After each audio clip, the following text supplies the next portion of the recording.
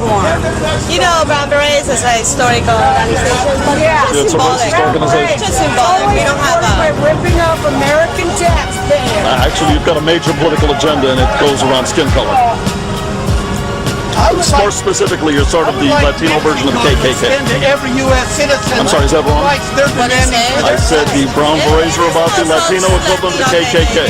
No, that's exactly what it is. You're wrong, you're right.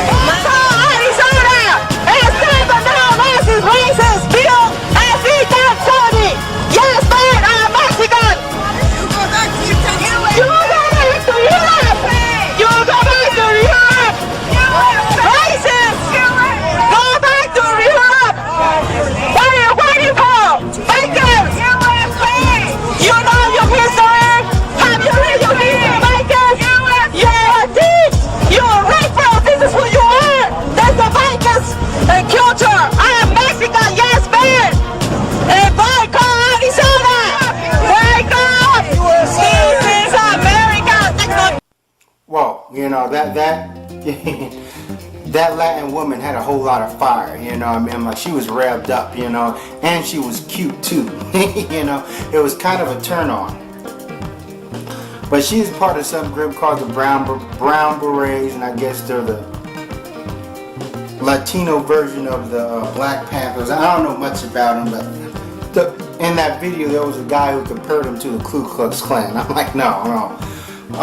You know, it's funny how Brown Berets, Black Panthers, or any other sort of pseudo-racist organization that's with that has earth-toned people, so to say, you know, gets compared to KKK and gets compared to Nazis and so forth. I'm like, no, they don't have that impact. You know what I mean? Most people don't know who the Brown Berets were unless these organizations are hanging their adversaries from trees and have a history of it, and then, you know, you can't compare them to the Ku Klux Klan. That's really an insult to the KKK. But here we're gonna go into Latin America, the border, you know, illegal immigration and so forth. You know, and then I'm gonna, you know what I'm saying, talk about it, give you a history lesson, maybe play devil's advocate for a bit. But me being a macrocosmic thinker, you know, and an avid reader, you know, I may know a thing or two. But you know, the thing is with the Latinos, you know what I'm saying, there are people that has been colonized, you know, and lost their culture. Now here, I'll tell you this. When people rag on black people, when they say how black people are stagnant, that we can't get along, they say, oh, well, we gotta get rid of the white man's religion and all this, you know what I'm saying, other mumbo jumbo, which a lot of it is true. You know, we're brainwashed by Christianity and the white Jesus, but the Mexicans are too, you know what I mean? The whole South America is. You know, Catholicism isn't Mexicans' original religion. Spanish isn't their original language. You know, they've been colonized. They've been Europeanized. You know what I mean? They've been castrated and so forth. You know, so therefore, the Mexicans you see, yeah, I'm like, yeah, like it was Hernan Cortez, very important figure. He was the one who set it off. He was the one who conquered South America and so forth, and you know, help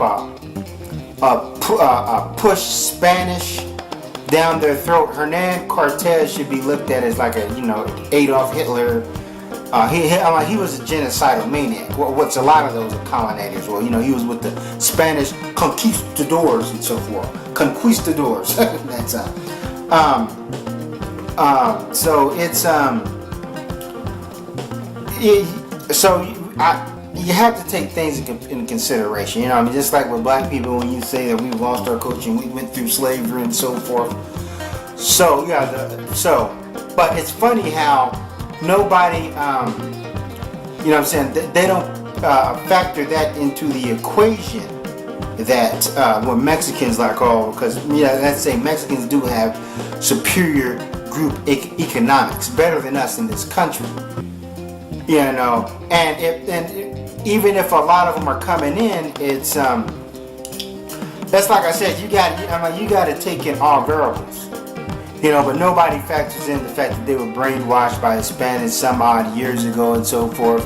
Not like they do us. I'm like, Mexicans, they made it work for them. Now, I do understand that there is a small, a small movement, a small minority of Mexicans trying to get back to their original culture before the Spanish came, and so forth, even trying to learn their original language. Before they were, before they had to lose that language and spoke Spanish, spoke the language of their conquerors and so forth. So yeah, that's interesting because with black people they say, oh, Christianity, and this and that. Why don't you be more like the Mexicans? Now, of course, the Mexicans. You see two sides of them, because you have a lot of the MS-13s or whatever. You got some really, really hard-boiled Mexican gangs coming up here. You know what I mean? And you have some hard workers. But the thing is, we kind of see the balance. We see the Mexican guys all working on the roof or whatever, and them building businesses. Albeit, the gang activity and so forth, and that's why a lot of people, when they talk about blacks, they're like, oh, they just see one part of us and they don't see the hard work and all our business,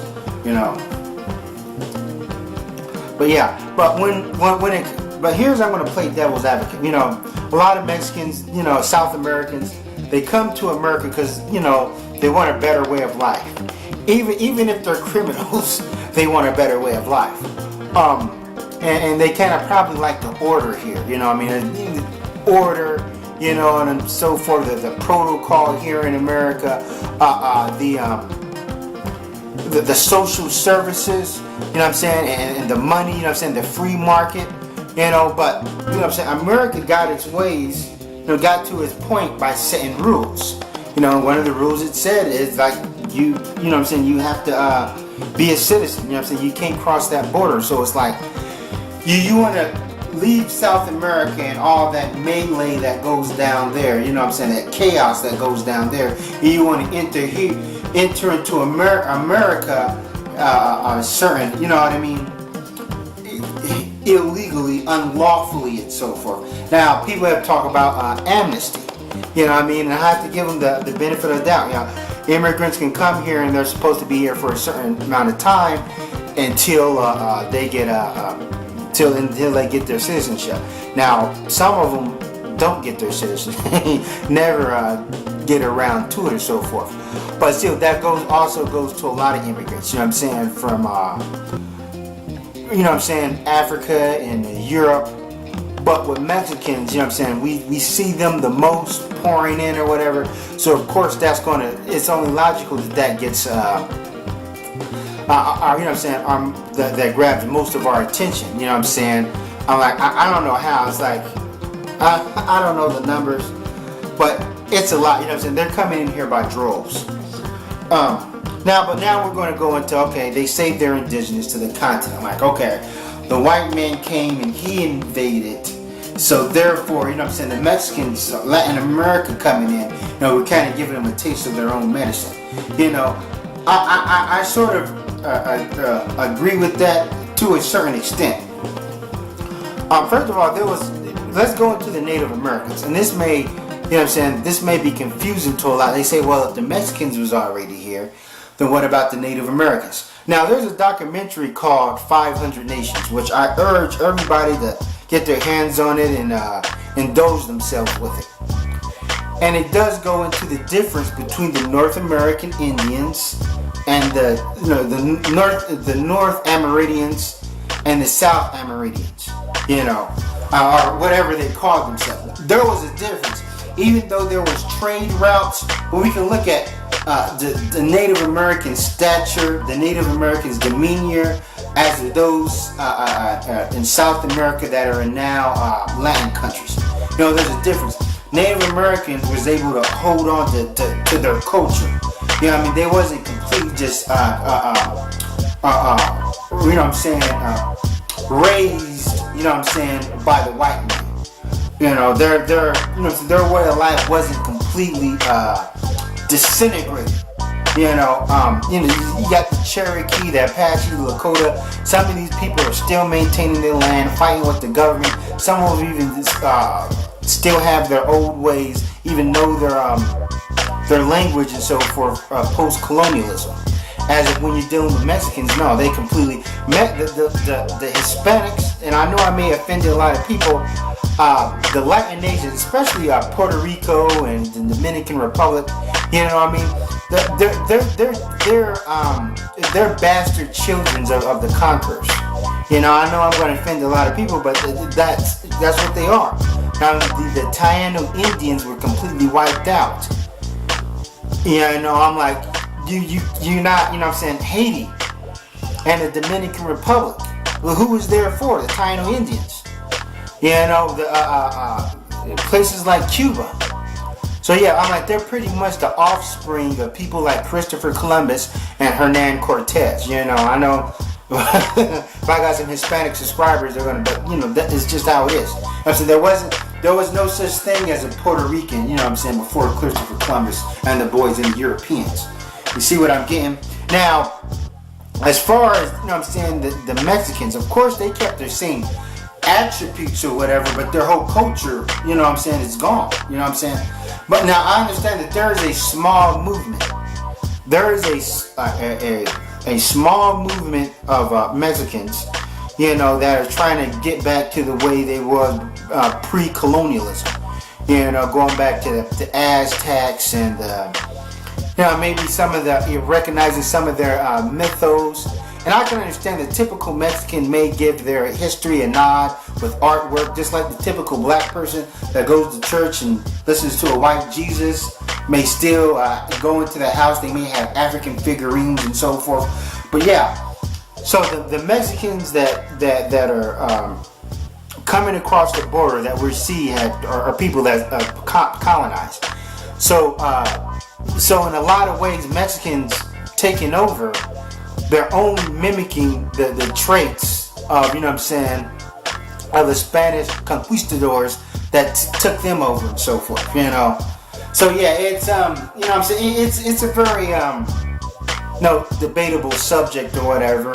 And people say, well, the Statue of Liberty is pointing towards Europe, and you know, but the Mexicans was dealt a raw deal. Now I'm not saying that we should compare, you know what I'm saying, them to blacks. You know, overall, Mexicans got their own country.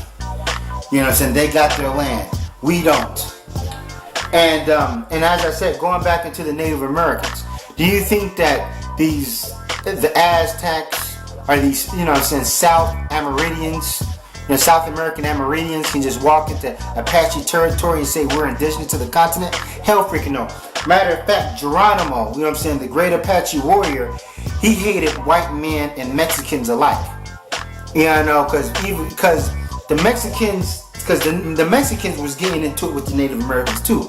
But these were Mexicans they've lost their culture. They're, you know what I'm saying, they've already been colonized, speaking Spanish and so forth. You know what I'm saying, trying to claim territory, and Geronimo and the Apaches was fighting them along with the white men. So that's something you really don't hear about and so forth. And also, let's go into California. In California, there was a Native American, an Aboriginal tribe. Now these did not look. I can't recall their name. They did not like the traditional Native Americans with, you know, long hair and whatever. These people look black. Even the women of this tribe had, you know what I'm saying, big asses and you know what I'm saying, and they put colorful jewels and tapestries or whatever in their hair and so forth. If you've seen images, that's why I said watch the documentary 500 Nation, and it goes into this tribe of blacks that were living in California before the Spanish speaking Mexicans. So you know what I'm saying, don't knock black people out the box, because we was here too. You know what I mean? But these black people, they were put in disarray by the Spanish, the white Spanish. People have to understand. You know what I mean? Spain is a white country in Europe, which gave birth to Mexican culture, which gave birth to the Puerto Ricans and the Cubans and all the Latin nations. You know what I'm saying? That's their father. You know what I mean? You know what I'm saying? They bust that. They got into those boats and bust that nut and gave birth to nations.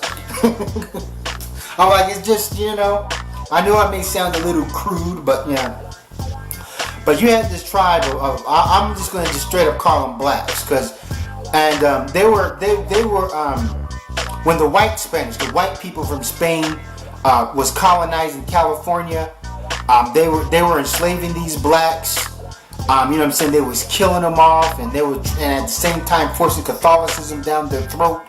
You know, until I don't know what happened, but the white Spanish ended up leaving there, and the Mexicans taking over. The Spanish-speaking Mexicans from south of the border, you know, came over to California, and they had ranches or whatever. And the thing was, even though, see, at this time, these black Indians, which they called them diggers, they didn't even call them Indians. Diggers was like a little derogatory term for them, diggers. And I think it may be the combination of the word Indian and the word nigger, because they was obviously, these people were, you know what I mean, they would be classified as black people today. So the Mexicans treated them better. They were like poor ranch hands because they lost their culture. The Mexicans treated them a little bit better than, you know what I'm saying, the white Spaniards did.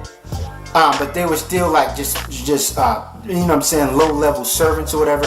But then, and the California Gold Rush of 1849, that's where we get the term San Francisco 49ers. That's when they came in. There was conflict with the Mexicans.